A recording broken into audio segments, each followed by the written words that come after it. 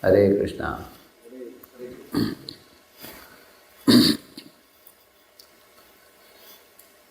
You see, our scriptures, like Srimad Bhagavatam, they teach us one very important and very encouraging principle, that if one has rendered devotional service at any point of time, the effect of that definitely follows the jiva after he quits this body, goes to the next body.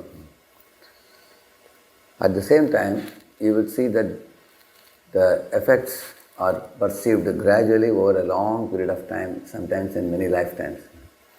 You will see Bharat Maharaj perform devotional service in the forest, and the next life, although he was in the body of the deer, as soon as he was born, he remembered his previous birth. And he left his birthplace, Kalanjara Parvat, and went to Purahashrama Tapovanam. He ate only dry grass instead of lushy green grass. He associated with saintly persons. He wept tears of repentance that I have foolishly wasted my human life and had become a deer. So in this way, the right kind of mindset was adopted by the deer. The next life he became a Jadabharta and went back to Godhead. So you see that the effect of devotional service is perceived even in the lower body.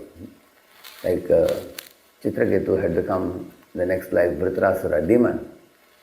But even as a demon, the words that he spoke amazed Parikshit.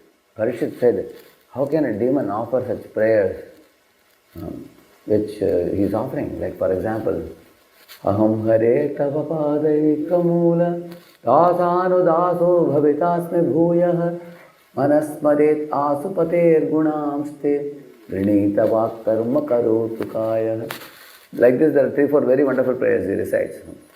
He says, I want to be the servant of the servant of the servant of your devotees.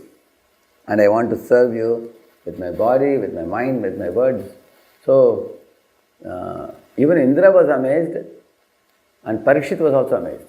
And Parikshit said, how can somebody in the body of a demon recite his prayers?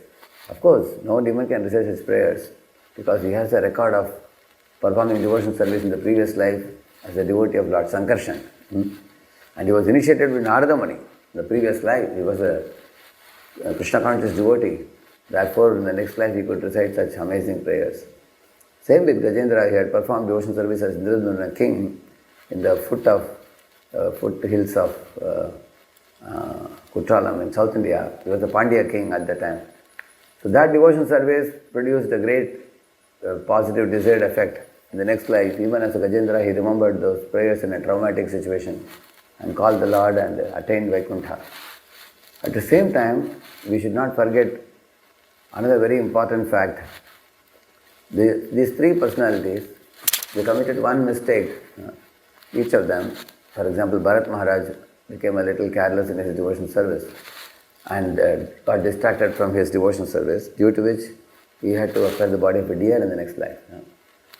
Same with Gajendra. In the previous life, he was a bit neglectful in receiving guest reception with the sage, Agastya, and he became an elephant in the next life.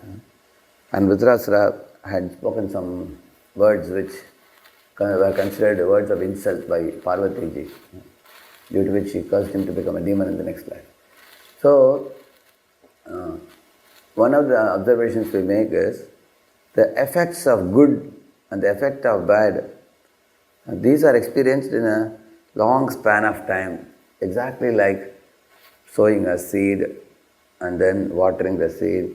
It germinates, then it becomes a sapling, then it becomes a tree, then produces a flower, and then produces fruit.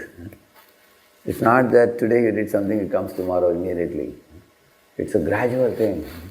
And this is one of the reasons we find, I told you 3 examples. In all the 3 examples, the bad effect was perceived in the body and the good effect was perceived in the heart.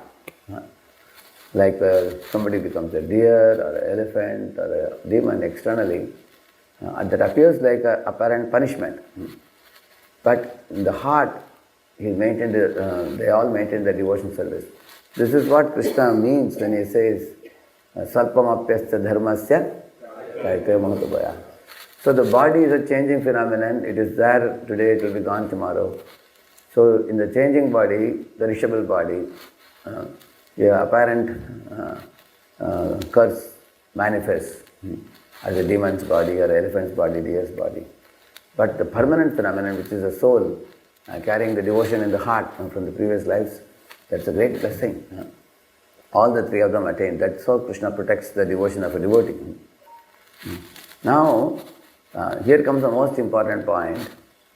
And because of the previous life, all of us bring some conditionings of anger or greed or lust. These conditionings come from the previous life. Like you can see Dhruva, he had developed a hatred for his mother, stepmother, and had a very harsh encounter with his stepmother. But after he saw Lord Vishnu and became a pure devotee, when he turned back and became a king, then he developed attachment to his own brother. And then he wanted to wipe out the race of Yakshas. Correct, no? So Prabhupada says attachment and aversion are two sides of the same coin.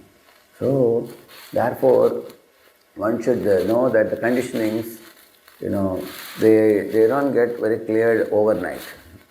They remain for a long period of time, and then they gradually have to be nullified. So, same with Daksha Prajapati. He was angry with Shiva and spoke some harsh words in one particular Manu, Manvantara period. And then he got a goat head. You will see that. Then 3-4 Manvantaras later, in the Chakshusha Manu, he was reborn again. Earlier as a Brahmana, now as a Kshatriya. And he was reposted in the same post of Prajapati. At that time, earlier he offended Shiva, now he offended Nada.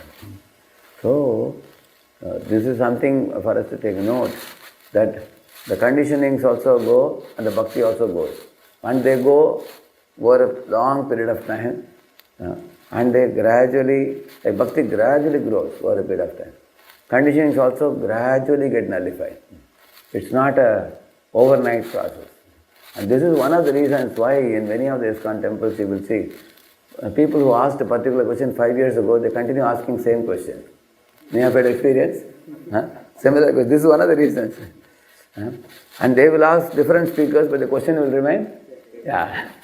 Because the conditioning gradually get nullified. And bhakti also gradually develops. It's a gradual process. Therefore, Krishna says, start small and stay consistent. And bhakti is to be performed consistently. Therefore, nityam, satatam, these things he is saying. Because bhakti cannot be developed overnight. It's like you sow the seed. You said, I am going to bring 2 trucks of water and put it here. I want immediately a mango tree. That will not happen. You bring 10 trucks also, it will not grow fast. It has to be grown gradually. And conditionings also will go away gradually. No, kramashaha, shanai. See? Shanai, uparame. He's saying, slowly calm the mind. He's saying, shanai, uparame, buddhya, dadvihitaya, atmasamsam manakritva. So he's saying that gradually bring the mind under control. He doesn't say, instantly bring the mind under control. He doesn't say that. It doesn't happen instantly. So, by knowing this, what do we infer? What we infer is be patient. Be patient, be tolerant. One should not get frustrated with not observing positive symptoms instantly. Like one devotee was telling, I get angry over small things. Better give up devotion service and go away and just live with the outside world. So that is not a very correct decision. Because then one loses the opportunity for advancing in devotion service. Similarly, if somebody has a tendency to overeat, you take a vow that I will never overeat in future, and when festival day comes, you end up overeating again. So these tendencies, the 12 tendencies that Rupa Goswami says in the first and second verses of Nectar of Instruction. So Vachavekam, Manasavekam, Prodavekam, and the next verse, Atyahara, Prayasa, Prajalpa. These 12 tendencies don't go away very quickly. And the other 12 positive tendencies, third verse, Utsahanishya, Dharya, and then the fourth verse is Dadati Pradighanati Bhimakeda Pachati. So these are positive tendencies to be developed, negative tendencies to be given up. These 4 verses are very important with 24 items. One has to work on them, one has to be patient about them, but one should always feel joy in spiritual life that I am doing the right activity in the right engagement in the right association. I am performing the right activity. What is the right activity? Devotional service. What is the right association? In devotee association. And right shelter is Guru Parampara shelter, Acharya shelter. So one should be happy about this, because if you are doing these three things, right activity in the right association and right shelter, drop by drop your bhakti is increasing gradually, and the conditionings will gradually go away. They will vanish over a period of time, and one will become a pure devotee one day. And that is the reason Prabhupada said, daily get up in the morning, daily chant the holy name, daily hear the Srimad Bhagavatam, Nityam Bhagavata Sevaya, Ananya Chetaha, Satatam, Yomam Swarati, Nityashaha, Tasyaham Salabhapartha, Nitya Yuktasya, see Nitya Satata he is saying. And those devotees who cultivate patience, who cultivate tolerance, so three very simple tips we can remember. All of you please repeat this. Tolerate reversals externally. Remain cheerful internally. Stay fixed in duties. So these three we can remember. Tolerate reversals externally means when reversals come, don't run away, tolerate them. And how do you keep your inner climate of your heart? Remain cheerful internally. Why? Because I am doing the right thing, in right association, in right shelter. Remain cheerful. Although I may not be a pure devotee, I am struggling with my anarthas, but I am a happy devotee. Why? I am doing the right thing, in right association, in right shelter.